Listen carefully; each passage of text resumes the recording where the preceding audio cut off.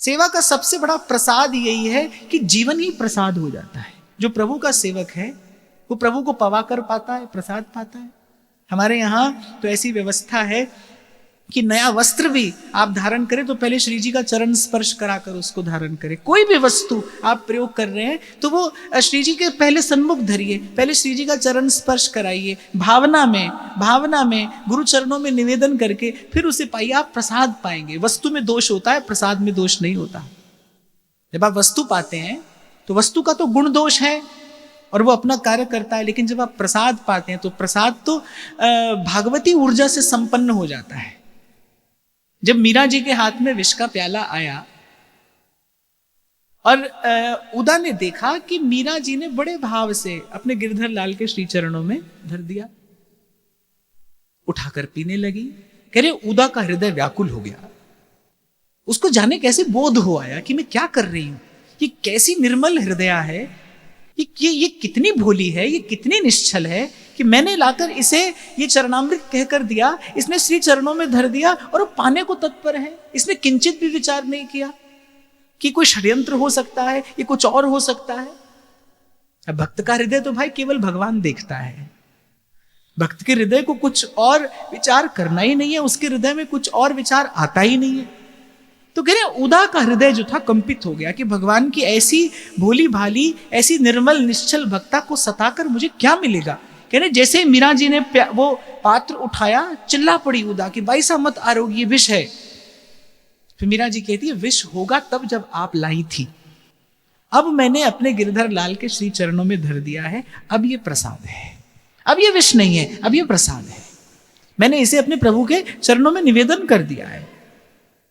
तो वस्तु तो गुण दोष के साथ आती है, गुण दोष के साथ आती है और अपने जीवन को भी गुण दोषमय बनाए रखती है, द्वंद्वमय बनाए रखती है। लेकिन जब वही वस्तु प्रसाद होकर आती है तो प्रसाद में न गुण होता है न दोष।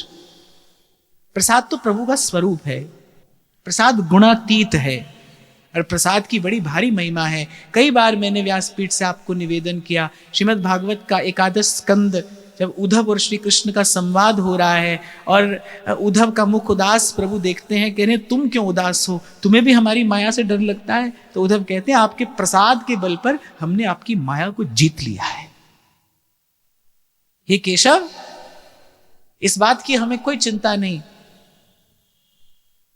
मन इसलिए व्याकुल है कि अब आपके इस श्री मुख चंद्र का हमें दर्शन नहीं होगा, आपके चरण कमलों का दर्शन नहीं होगा, आपका ये मन प्राणों को झंकृत कर देने वाला सुमधुर स्वर हमारे कान में नहीं पड़ेगा। आपके वियोग से मन व्याकुल है, आपकी माया से हमें भय नहीं है। यद्यपि ये बहुत बड़ी बात उद्धव जी कहते हैं, पर कह रहे हैं आपकी माया को हमने जीत लिया है। पर कैसे? आपके प्रसाद के बल पर। ये जो आपका प्रसाद पाते हैं ना हम, आपका उच्छिष्ट पाते हैं, आपके दिए हुए प्रसादी वस्त्र पहनते हैं, या आपके श्री अंगों पर चर्चित जो चंदन है इसका अवशेष हम अपने मस्तक पर धारण करते हैं। ये जो आपका चरणामृत है, चरणामृत को साधारण समझते हैं आप। अरे शास्त्र का, पुराण का वाक्य है, विष्णु पादोदकम पीत्वा पुनर्जन्म न भवेत्। कहते हैं चरणामृत की तो क्या महिमा है कि अकाल मृत्यु हरणम, अकाल मृत्यु का हरण करने वाला है, सब पाप राशि को नष्ट करने वाला है। और विष्णु पादोदकम पीत्वा पुनर्जन्म न भवेत्। कह रहे यदि चरणामृत की निष्ठा जीवन में हो जाए तो कहते उसे, जिस जीव को पुनः जननी के गर्भ में नहीं आना पड़ता, जिसके जीवन में चरणामृत की निष्ठा है। मैंने तो ऐसा एक संत से सुना था, संत की कृपा से ये भाव का प्रसाद पाया और शायद कई बरस हो गए, तब से जीवन में ऐसा प्रयास रहा कि प्रातः काल उठते ही सबसे पहली वस्तु जो जिह्वा पर जाए वो राधा वल्लभ लाल का चरणामृत हो। मैं कई बार व्यासपीठ से इसकी चर्चा करता हूं, आज फिर कर रहा हूं कि भक्त के लिए, श्रीमद् भागवत कहती है भक्त के लिए तो ये भव सिंधु पार कर जाना कैसा है, जैसे कोई गोपद से बने गड्ढे को पार कर जाए।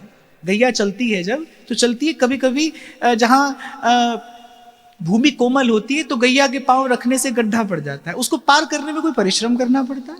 कुछ नहीं। कह रहे भक्त के लिए ये भव सिंधु कैसा है, जैसे गोपद से बना गड्ढा, इसे पार करने में कोई परिश्रम नहीं है। भक्त किस बल पे कहता है? प्रसाद के बल पे। प्रसाद की बड़ी अद्भुत महिमा है भाई, प्रसाद की महिमा अतुल है, किसी के साथ तुलना नहीं है भगवत प्रसाद की।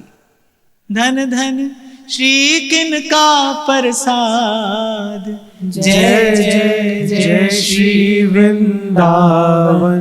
पाए सब मिटी हैं विषय विषाद, जय जय जय श्री वृंदावन। सब सुख एक सीथ के स्वाद, जय जय जय श्री वृंदावन। सर्वस मान्यो हित प्रभुपाद, जय जय जय श्री वृंदावन। और फिर हमारे आचार्य ने तो प्रसाद को ही सर्वस्व माना, सर्वस्व महाप्रसाद प्रसिद्धता के अधिकारी। प्रसाद में निष्ठा हो हमारी। इसीलिए पूर्व में मैंने कभी कहा था, यहां पर एकादशी का निषेध नहीं है, प्रसाद की निष्ठा है।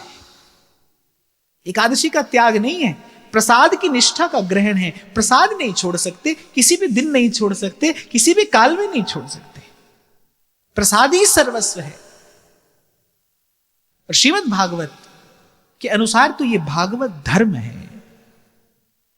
तो सेवा के जीवन में आने से क्या होता है, पूरा जीवन ही प्रसादमय हो जाता है। पाओ प्रसाद, सदा प्रसाद पाते पाते मन जो है वो प्रसाद से परिपूर्ण हो जाता है, प्रसन्नता से परिपूर्ण हो जाता है। मैं तो कई बार आपसे ये भी कहता हूं, देखता हूं संसार में आजकल लोग क्या करते हैं, एक ही थाली में खाते हैं। एक ही थाली में क्यों खाते हो? मेरे जिसका जूठा खाओ उससे प्रेम बढ़ता है। ठाकुर जी का जूठा खाओ, ठाकुर जी से प्रेम बढ़ेगा। तो जब जब प्रसाद पाइए इसी विचार से कि उच्छिष्टामृत, महाप्रभु कह रहे उच्छिष्टामृत भुक्त वैव, मैं केवल आपका प्रसाद ही पाऊं, यही मेरा व्रत है। हाँ ठीक है, हमारे यहाँ एकादशी का व्रत तो नहीं है, पर सदा प्रसाद पाएं ये व्रत अवश्य है। जल हूं भूल न पीजिए, बिन लीने निज नाम। वृंदावन की महिमा क्या है? वृंदावन की यही महिमा है, यहां जो है सब प्रसाद है। कहते एक बार श्री गोस्वामी जी जब वृंदावन आए, तो जब गोस्वामी वृंदावन आए तो उनको यहाँ के संतों ने कुछ अमनिया भेजा उनके ठाकुर जी को भोग लगाने के लिए। अब गोस्वामी जी बार बार ये कहकर लौटा दे कि अमनिया नहीं है प्रसाद है, अमनिया नहीं है प्रसाद है। अब जो भेज रहे थे उनके मन में बड़ा क्षय हुआ कि भाई हम तो अमनिया भेज रहे हैं और श्री गोस्वामी जी प्रसाद कहकर लौटा रहे हैं। फिर गोस्वामी जी ने दिखाया कि भाई यहाँ का कण कण प्रसाद है, यहाँ पर कुछ अमनिया नहीं है। यहाँ तो कहते घर घर गोपाल जाता है और माखन चुरा कर खाता है। कह रहे इसीलिए तो गोपाल गोपाल होकर आया है। सूरदास जी का तो पद है, कह रहे गोपाल जी कह रहे हमारी लीला का उद्देश्य क्या है कि ब्रज घर घर सब जाऊं और सबको माखन खाऊं, इसीलिए तो मैं यहां पर आया हूं। और फिर भाई यहां तो आप और मैं जिस वायु में बैठकर श्वास ले रहे हैं, कि वायु भी प्रसाद है। प्रिया लाल का चरण स्पर्श करके आती है, राधा वल्लभ लाल को छू कर आती है, बिहारी जी को छू कर आती है। यहां तो वायु भी प्रसाद है। और ध्रुवदास जी तो कहते हैं वृंदावन में जो कबहू भजन कछु नहीं हो,